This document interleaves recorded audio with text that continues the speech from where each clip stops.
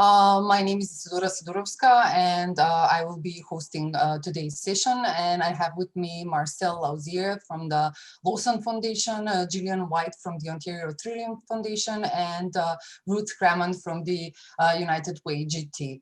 The session earlier today, we presented a lot of research done around how have grant-making foundations responded to the COVID-19 crisis so far. And the session today will focus a bit more on foundations themselves. So here we will hear from foundations themselves around what has been their understanding of the crisis so far, what are some of the challenges that perhaps some of their grantees have been facing, and how has this informed their future priorities as we move through this process. Just a quick reminder of the housekeeping rules. So we will have everyone who is not presenting turn off their video and their audio. And if you have questions, just feel free to enter them in the chat. And we will have the three presentations back to back with a Q&A session in the end. I will give further guidance on how you can ask questions or provide us with comments later on. Now I would like to give the floor to Marcel Lauzier from the Lawson Foundation to give us his presentation. Thank you. Merci, merci Isidora. Bonjour tout le monde, good afternoon. I thought I would talk about four things today. First, I'll give a bit of a sense about the Lawson Foundation, who we are, what we do. But then I'd like to talk about the value and the role of operational funding to build resilience. I really am going to put the emphasis on resilience coming out of the pandemic. I'm going to also talk about the particular role I think that private foundations can play and should be playing in terms of resilience and operational funding, and then maybe give a few examples of what we're doing in the Lawson Foundation. So really, I'm going to look at the why for operational funding, the how, and then the what. Lawson Foundation, we're a national private family foundation. We've been around for over 60 years. Family is still very involved, fifth generation now at the table of the board. London-based originally, and when I arrived at the foundation in 2014, we moved to Toronto, and with my colleagues at the Counseling and Laidlaw Foundation, we created Foundation House, which is a great collaborative working space. Our areas of interest are focused around healthy development of children and youth. We're also quite involved in social finance and impact investing as a complement to our granting. And we were one of the early signatories of the Declaration on Reconciliation, which is something we're very committed to and something that is influencing pretty much everything that we do at the foundation. So looking at the why, looking at operational funding and looking at the why. The first thing I want to state is that building resilience, and you all know this, is something that is not done, that actually is done over time. It's really hard to build. Organizations, particularly when organizations mostly get project or program funding. And I know from my own experience running organizations, I was on the other side of the table for most of my career, that turning on the lights, paying for the non-sexy stuff that is often invisible. I'm thinking here of governance, of paying decent salaries and benefits, and looking at tech support, strategic planning, business development, etc. All of that stuff that should allow an organization to be really effective in delivering on its mission, well, it's often overlooked by funders. And I think that is actually looking at how we can do this differently is actually key to building resilience.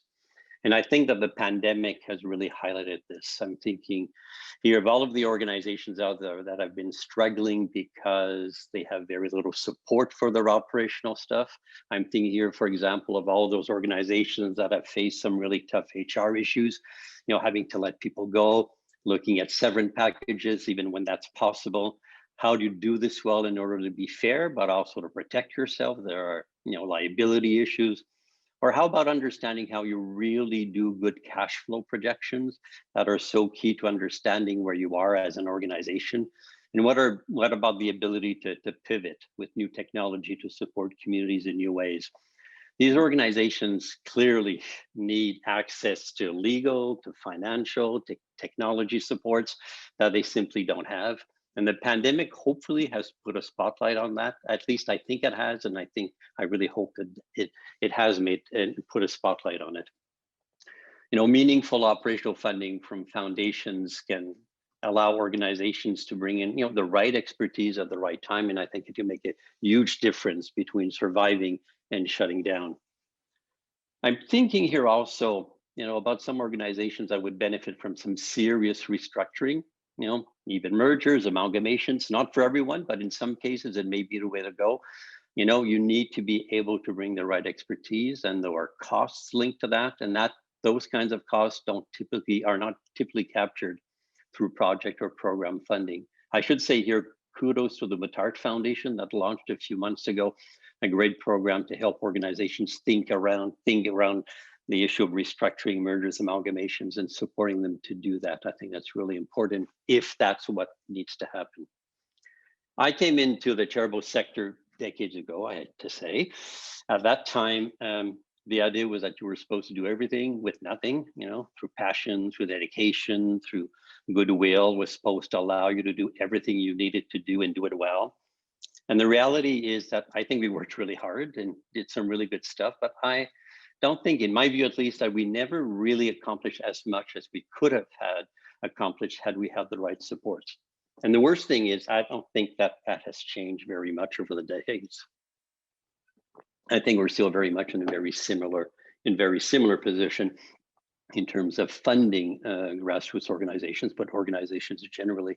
And I think we need a serious paradigm shift. We've been talking about this for a long time. This is not new. And my hope is that the pandemic, by putting a spotlight on it, will hopefully bring in some change.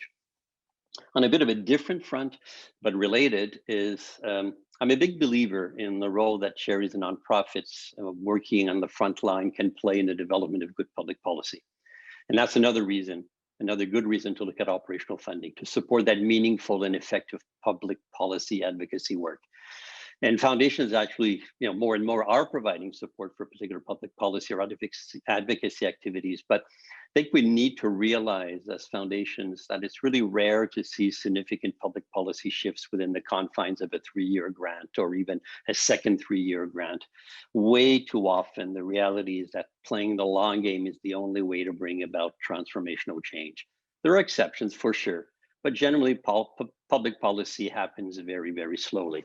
So if you're looking at good public policy or public policy advocacy, it's not just about developing the right evidence and the right connections. You need to do that, but it's constantly refreshing the data, constantly refreshing that evidence, rebuilding the connections as governments and officials change.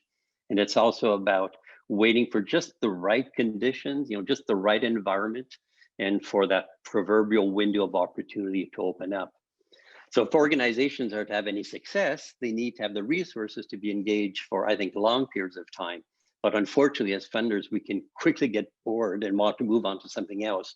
So I think we need to think about this. We need to think about that long-term operational funding that's going to help organizations do the public policy work they need to do. So for some of those reasons, and you can name many others, I think we need to think long and hard about how we better support our partners with the work they need to do and build their resilience to be able to do it in the long term. So for me, that's the why. Now, if I look at the what and the how, what particular role private foundations can play, I think there's no doubt in my mind that as private foundations, we can take risks that governments or corporate funders simply can't take. Let's be frank, we don't have the same kind of constraints that other funders have. And within the funding ecosystem, I think that's huge, something that we need to be better capitalizing on. So what does that mean? I think it means, at least in part, that we embrace trust in our partners in a very new way. And this is what trust-based philanthropy should mean and what it's all about or should be about. I think we have the ability and we have the time to build strong relationship with our partners that are based not on a top-down model, but a collaborative model where we trust that the partner that we know well, that has a proven track record, knows what actually needs to be done. It certainly means that we need to think more deeply about what trust-based philanthropy means and what it looks like. And for sure, this is an evolving thing, but I do know that one key piece is to look at our application processes, right? Are processes really the best way to get the best ideas and support the most meaningful work? And what about reporting requirements? Sure, as foundations, we want to make sure we secure good data to understand the impact. We want to ensure that dollars are used appropriately. But here again, let's be frank, how many foundations are really using that information in a way that is making a real difference to the issues we're trying to address? And I'm not suggesting by any means that we move away entirely from reporting or that reports are not helpful, but rather that I think reporting needs to be more meaningful, and I think it needs to be meaningful for both the funder and the organizations reporting. I think that is linked to resilience. I think we need to be clearer on what the intent is, and we need to be open to a variety of ways of doing this in conversation with our partners. And by the way, ONN last year or the year before did some wonderful work on helping us rethink what evaluation should be about and the importance of learning through evaluation. And let's not forget that, that the time that our partners are taking to write reports is time taking away from delivering on their mission. We say that often, but I'm not sure we're always acting on that. And I think more reporting, particularly unhelpful reporting, really does nothing to build the resilience that we need. I'd like to say a few words also about the relationship between resilience and funding of key infrastructure organizations, or we could call them umbrella organizations in the charitable nonprofit sector. I mean, thinking of organizations like ONN in Ontario, or Imagine Canada at the national level, or Pillar Nonprofit in London. As funders, if we really care about resilience of the sector and of the organizations we're funding, I think we need to look at how we support those organizations.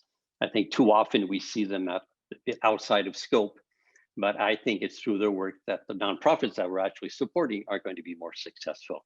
We know that organizations are going to have a greater impact if they're working in an enabling environment that allows them to really deploy their resources and their expertise to really serve their communities. And that's the role of these infrastructure organizations. It's about conducting research and providing good data. It's about advocating to government about regulations and funding. We saw that big time during the pandemic.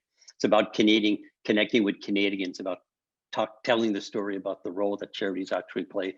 And it's about helping organizations be better governed.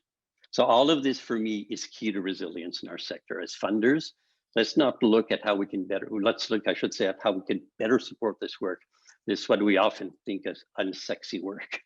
And one last thing that I'll mention, and that I think is the ability for us as foundations to facilitate sharing of space and how that can build resilience.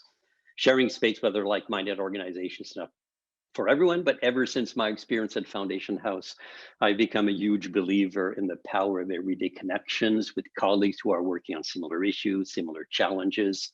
My experience has shown me how powerful proximity can be. And I think it'd be great to see ourselves as foundations look at ways that we could support organizations to think about and allow them to come together to share space. And now for the what. A few examples of what Lawson is doing. I thought to talk about a few things we're doing, not because we're doing anything better than others, but simply because that's what I know best. Not suggesting either that we're doing everything right, far from it, but we are in constant evolution of how we do our work, like most foundations we work with or admire. So I think there's a lot of momentum for change within the foundation world. I think a lot more than people think. We're just not very good at telling that story.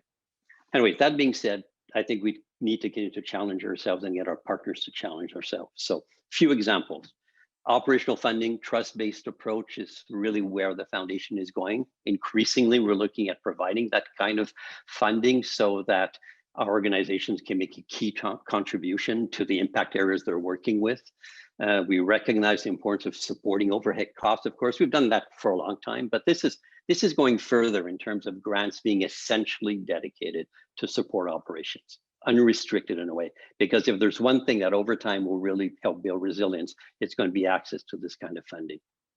Organizational capacity grants, this is something we're trying out right now, helping organizations access dollars from the foundation that will allow them to do some of the really difficult stuff for which they may not have the skills, which is normal because they can't have a skill sets in everything, but looking at providing HR support, legal support, communications, finance, technology, governance, all of these kinds of things that can make a big difference in terms of organizational capacity. And the dollars to bring in expert advice. Also, we're looking at how we can do that, allow organizations to really tap into, whether it be academic, whether it be consultants, whether it be the private sector, around issues like marketing, like strategic clarity, like business development. These are skill sets that normally, organizations on the ground may not have, and we're looking at how we can support that.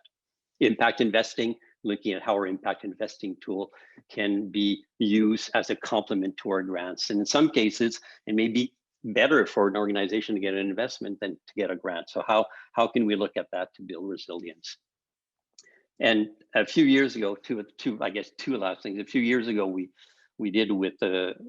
undertook with the Counseling and Laidlaw Foundations, our partners at Foundation House, something called the Grantee Perception Survey. And I think that was probably one of the first times in Canada that was done. I think Trillium may have done something similar, but that was about turning to our grantees to better understand how they can improve their processes and procedures, but using a third party to help us get some really honest and candid advice from our grantees about how we could help them and do things better. And I'll end with the concept of what we've been calling mutual accountability, which is for us a new concept. It's about recognizing that, we should also be accountable to our partners, to our grantees. So in our letters of agreement now, we don't only talk about what's agreed in terms of desired outcomes, reporting and payment schedules, but we go a lot further. And we've added a new component to the letter that spells out very clear that we are also accountable and that we will do what we can to support them. So in that, we commit to remaining really flexible with regard to their goals and their budgets. We respond promptly to the inquiries. We agree and commit that we will connect them to other funders, to potential partners, to policymakers, and we will support their communications effort to get their story out. That's a way for us, I think, to show that we're accountable, but also, I think, to build resilience. So in conclusion, I'd simply say that there are a lot of private foundations, a lot that we can do to build the resilience, that we are starting to do more, and there's a lot more room to continue to improve, and hopefully we're going to hear from the sector about how we can do that. And I will stop there. Thank you.